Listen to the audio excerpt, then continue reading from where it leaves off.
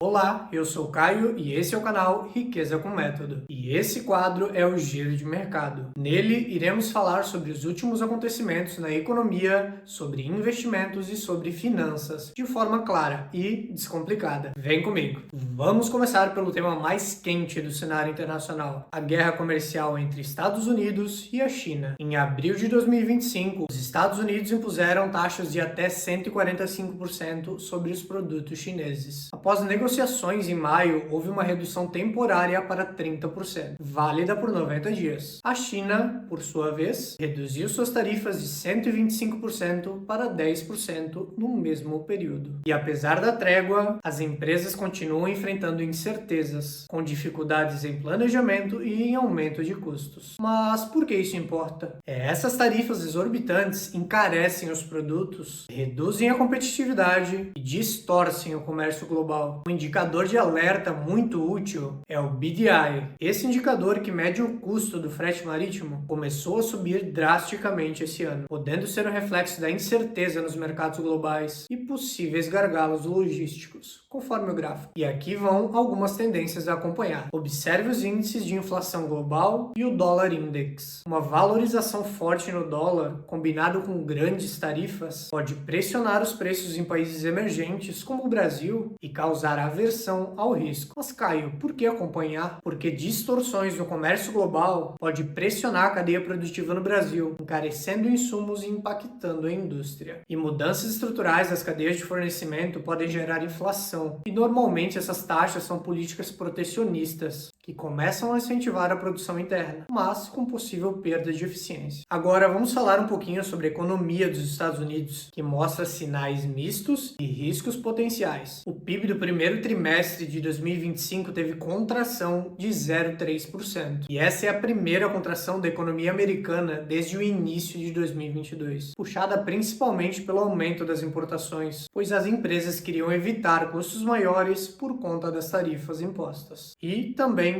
pela queda nos gastos do governo, como os cortes agressivos e demissões em massa do governo Trump. Já o desemprego se manteve estável em 4,2%, mesmo ao cenário de juros elevados, inflação persistente e a guerra tarifária. Isso pode garantir o cenário de manter os juros altos por mais tempo, para garantir que a inflação volte para a meta, o que pode influenciar os mercados emergentes e o fluxo de capital global. E já a inflação diminuiu para 3,2%, porém ainda continua acima da meta do Fed de 2%. Fatores como grandes déficits fiscais e perturbações no comércio global por conta das tarifas americanas podem levar a um cenário de estagnação econômica e inflação alta, a famosa estagflação. Por que isso importa? Um mercado de trabalho estável pode impedir que o Fed aumente os juros. Porém, ele enfrenta uma encruzilhada: manter os juros mais altos e arriscar uma possível recessão, ou cortar, estimulando a economia, porém reacendendo a inflação. É um dos piores cenários para bancos centrais. Ele exige decisões delicadas e muito bem calibradas. E algumas das tendências a acompanhar sobre esse assunto é a possível estagnação econômica por conta da inflação alta e crescimento baixo, o aumento da pressão inflacionária, pois isso reduz o poder de compra e dificulta a política monetária. Uma possível redução no consumo e nos investimentos, porque nesse cenário os investidores ficam mais cautelosos e as famílias consomem menos. Por que acompanhar isso? Porque os movimentos do Fed impactam diretamente o fluxo de capital para o Brasil e o câmbio. E agora, ainda sobre a economia americana, agora iremos falar sobre o rebaixamento da nota de crédito da economia americana. A agência de rating Moody's rebaixou a nota de crédito dos Estados Unidos,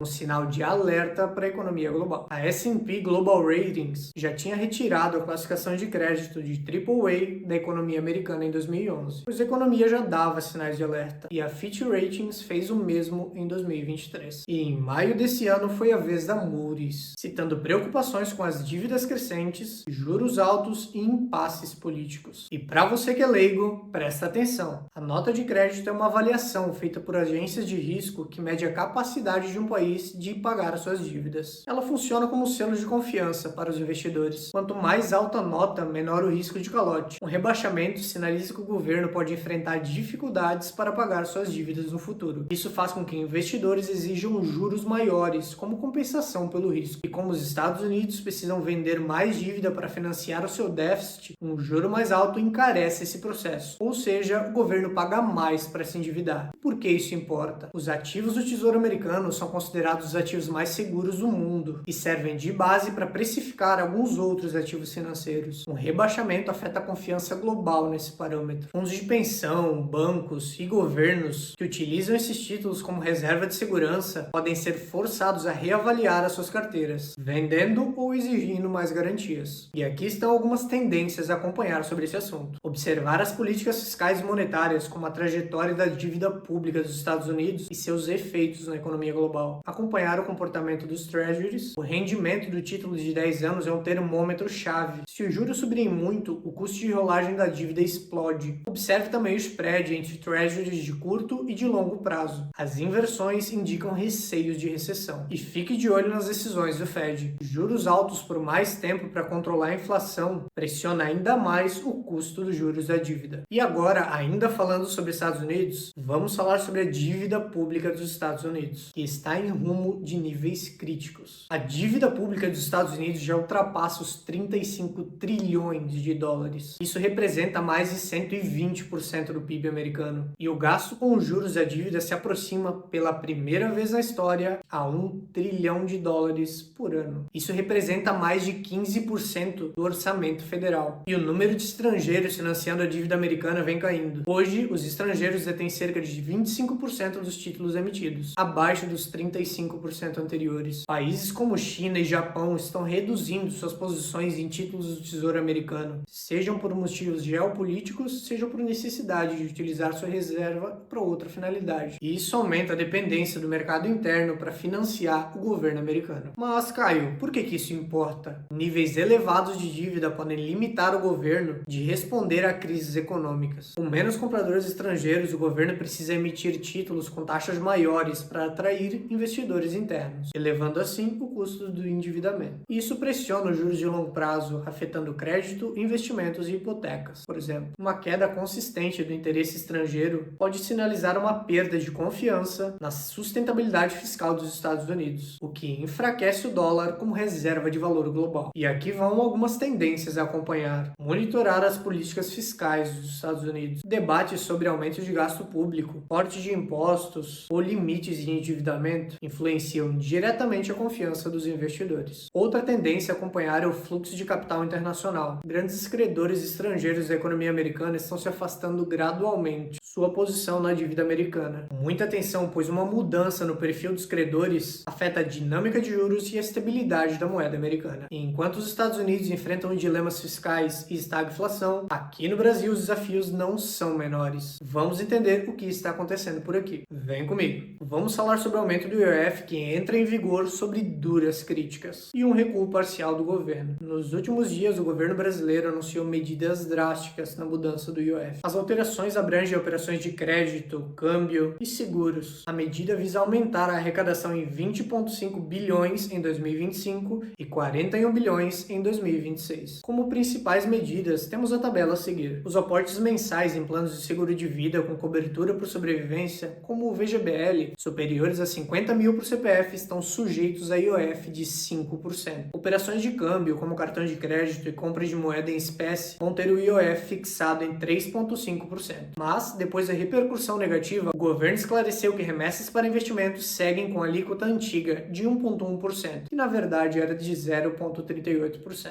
E por que isso importa? O aumento do IOF encarece o capital de giro, reduz margens de lucro e desestimula os investimentos, podendo frear a atividade econômica no curto prazo e até reduzir a competitividade de pequenas empresas. A mudança do IOF sobre o câmbio afeta quem gasta em dólar, pois desestimula a dolarização do patrimônio e torna produtos internacionais mais caros para o consumidor. E os seguros e previdência privada podem ter novos obstáculos, pois o aumento desestimula grandes aportes mensais em planos como o VGBL, especialmente para planos planejamento sucessório ou previdenciário, afetando o planejamento patrimonial da alta renda, e isso pode levar o capital para fora do país. E algumas tendências para acompanhar são monitorar os efeitos do aumento do IOF sobre o crescimento econômico e sobre a inflação. Pequenas empresas podem reduzir a demanda por crédito, mudanças no comportamento do investidor e do consumidor, como a utilização de cartões internacionais, remessas pessoais e a possível migração desse capital para estruturas isentas. E agora vamos falar sobre a inadimplência no Brasil, que está a níveis preocupantes. Em abril de 2025, o número de pessoas inadimplentes atingiu 76 milhões, representando aproximadamente 46% da população adulta. A inflação persistente nos últimos anos, especialmente sobre itens essenciais como energia, alimentação e combustíveis, corroeu o poder de compra das famílias. Além disso, a taxa Selic elevada por um período prolongado encareceu o crédito, dificultando negociações por conta do peso dos juros compostos. E a desorganização fiscal também pressiona o ambiente econômico, gerando instabilidade e redução do consumo. E por que isso importa? A inadimplência afeta diretamente o consumo das famílias, podendo levar a um aumento dos juros e restrição de crédito. E as empresas sofrem com maior risco de crédito, o que encarece os empréstimos e prejudica os investimentos em expansão, podendo também trazer inflação aos produtos, uma vez que os aumentos são embutidos nos custos e repassados ao consumidor final. A cultura de endividamento fácil, sem educação financeira, gera ciclos de empobrecimento nas camadas mais vulneráveis. A inadimplência em níveis tão altos não é somente um problema de finanças pessoais, é um reflexo da fragilidade estrutural da economia brasileira, marcada por excessiva carga tributária, desequilíbrio fiscal e má gestão dos recursos. Para mudar esse quadro, o país precisa de reformas estruturais, incentivo à educação financeira e uma cultura de responsabilidade sobre o crédito. E algumas tendências a acompanhar nesse sentido são observar as políticas de renegociação de dívidas e os seus impactos na economia. Estão resolvendo ou adiando o real problema. O impacto da queda gradual da Selic será o suficiente para aliviar a inadimplência? A inflação se manterá nos níveis estabelecidos pelo CMN? E o último tópico é a conta de luz gratuita. O governo acaba de anunciar energia gratuita para famílias de baixa renda. Uma medida que traz alívios, mas também traz desafios. A medida prevê conta de luz gratuita para famílias de baixa renda, com renda mensal de até meio salário mínimo ou consumo de até 80 kW por mês. E o governo estima que o custo dessa medida vai ser de 3,6 bilhões. E a ampliação dos subsídios serão repassados aos demais contribuintes. Segundo dados do governo, cerca de 55 milhões de pessoas serão beneficiadas. Por outro lado, a medida pode aumentar em até 12% o custo de energia para grandes e médios consumidores. A MP ainda precisa ser aprovada pela Câmara dos Deputados e o Senado Federal em até 120 dias. Por que isso importa? Porque isso beneficia cerca de 60 milhões de consumidores, aliviando o orçamento das famílias mais vulneráveis. E o custo será compensado para aumentos aos grandes consumidores, levando as indústrias a terem um aumento significativo nas contas de energia, podendo ter um reflexo de encarecimento nos produtos finais, caso esse aumento de custos seja repassado ao consumidor final, podendo até aumentar a inflação. E algumas tendências a acompanhar são avaliar o impacto na competitividade industrial e na inflação, e as políticas de subsídios devem ser sustentáveis e equilibradas para não gerar distorção econômica. Se você é investidor, empreendedor ou simplesmente alguém que quer entender a direção econômica, o momento exige atenção. O mundo vive uma fase de transição, onde os pilares do comércio global, do sistema financeiro e das moedas estão começando a ser questionados. Reforce sua reserva de emergência, diversifique sua carteira com ativos reais e globais e acompanhe inflação, juros e câmbio com atenção redobrada. Gostou dessa análise? Curte o vídeo, compartilha com quem precisa realmente entender o que está acontecendo e se inscreve no canal Riqueza com Método. Aqui você aprende a investir com consciência e clareza. E é isso que lhe trará riqueza. Vem comigo.